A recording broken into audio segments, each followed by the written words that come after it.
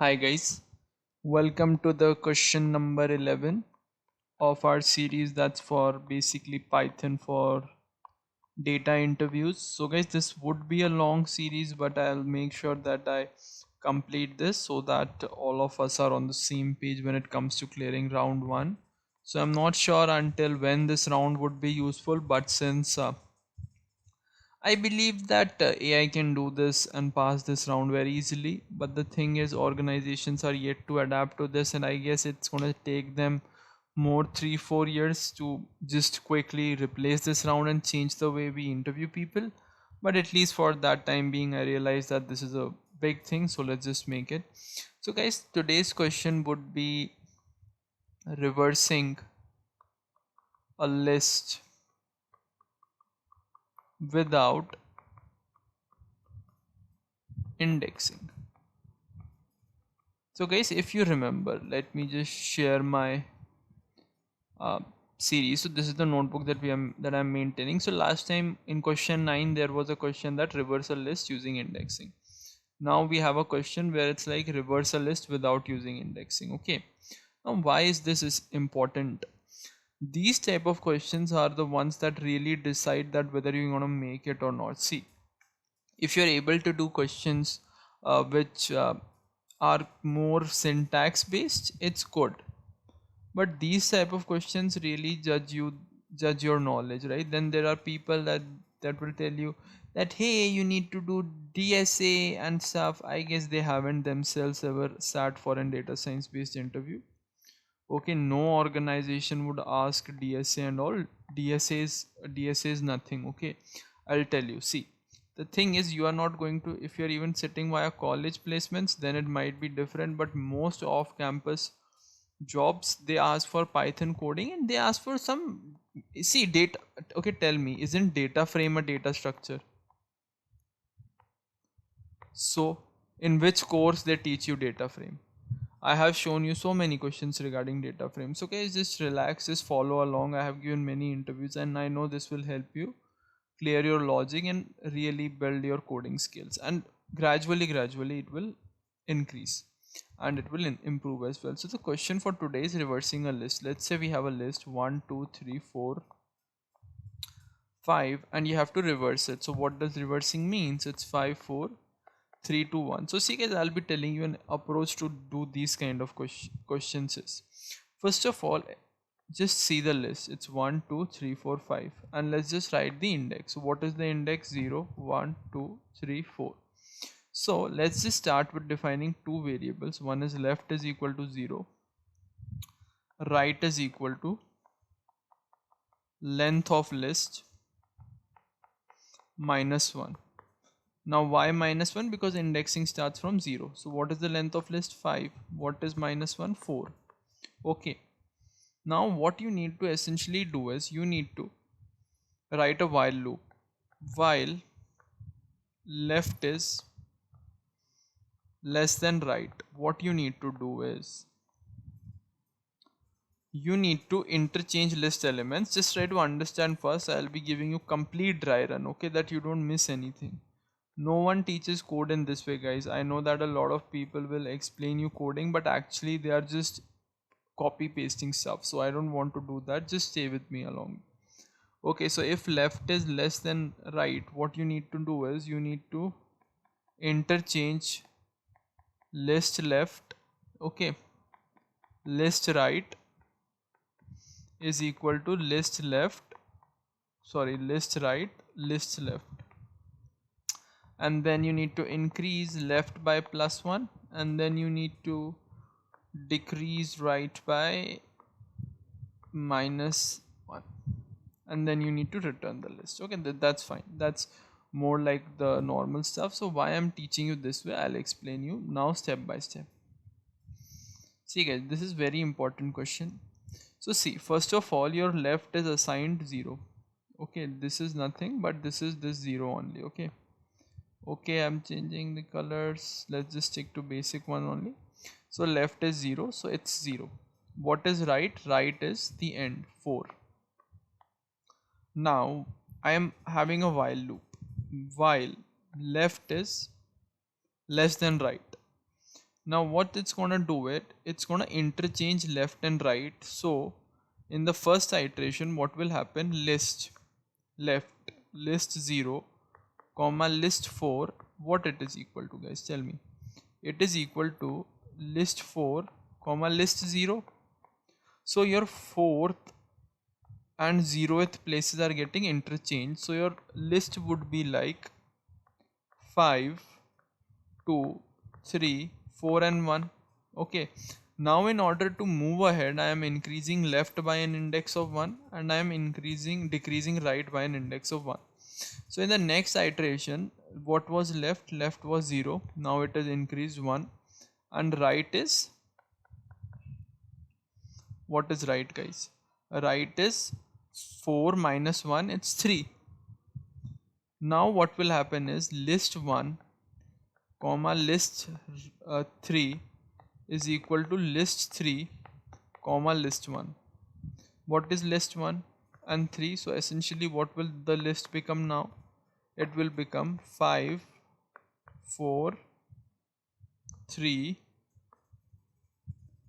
2 and 1. Let me just check, is this correct? So we want to reverse the list, so we are doing this 5 4 3 2 1. Yeah, that's essentially it, right? Now the next thing would be your left would go up 2 and right would go down. It would be 3 minus 1, it would be 2. So this time this while condition will not take place and essentially your system will break. So here it would break and this would be the final list. So this is how you sort a list without essentially using any coding stuff. Coding stuff as in any Python based rule, right? It's normal logic that you would use. Okay, so you need to have two pointers, always remember, left and right. Okay, basically the part is that you need to interchange the elements until until this condition is true. The moment it becomes false, you will have stuff done. Okay, now let's just try to code this as well. So we need to reverse a list without using any function. Let's just write a list 1 2 3 4 and 5. So how would I reverse it? Is I'm gonna make a left variable. Left is equal to 0, right is going to be my length of a minus 1, and then as I said that I'm gonna go like while left is less than right, what it needs to do is it needs to interchange left a right, it needs to interchange that a right comma a left.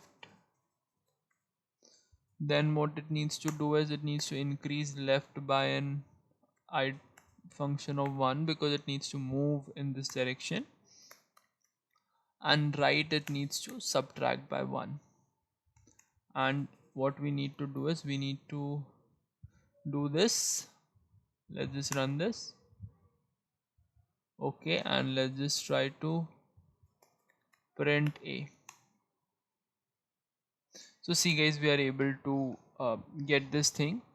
So this was essentially how you can essentially reverse a list without using any of the defined functions. So guys, these type of things are very important because these type of questions get asked in interview as well. And I think the video took about 9 10 12. I'm not sure how when will I end this, but why I'm making you understand is because this is where your logic will get developed. Just try to see that you have a list, just try to remember it, guys. Okay, you have a list. First of all, your concept needs to be clear regarding indexing. then it needs to be that you need something known as two pointer approach. Don't need to go by fancy terms, guys. It's okay if you don't know this, you can skip this. Just define two variables, left and right. It needs to be length of list minus 1. Okay, once they are defined, all you need to do is you need to just iterate, guys. Left, right. Okay, left would increase by 1, right would decrease by 1, because you need to move this set of elements to this set of elements and this sort of elements to this set of elements, right? So this is the left side. So the here the index will increase, but on the from the right end it would decrease, guys. Okay, this all you need to do. From left end increase the index, from right end decrease the index. So guys, this is how you need to do. I have explained you the dry run also here completely. Guys, try to follow along this thing. This is very important, because I'll tell you. Let's say why I'm telling you, why I made this playlist. First of all, you need to clear round 1. Secondly, very important, guys, no one is going to tell you this. The truth is that even if you generate code via AI, you know, right now once I'm recording, OpenAI has released a model called O1. I have a video on that in my YouTube channel as well. I haven't tested it yet, but I'll find some time and spend some money to test it. I'll definitely do that, but that's secondary.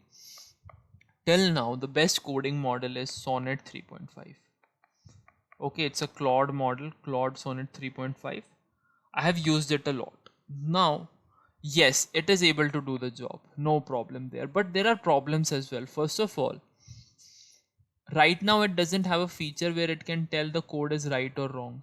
I think next time they're gonna get that thing as well done. But the thing is, it is so complicated, the code which it gives, right? It is so big. The code is so big, it's full of verbose. So the thing is, it adds so many features, right, on top of the code that you request. It's gonna add up 10 things on its own. That makes your code base very complicated. And let's say you want to debug it, it will become a nightmare. So guys, that is why if you'll have understanding of basics like these type of approaches, you will be a better analyst, better data scientist for sure. Because guys, this will help you develop general understanding, which is my target. So that's pretty much it. I would like to end this video. Thank you, guys.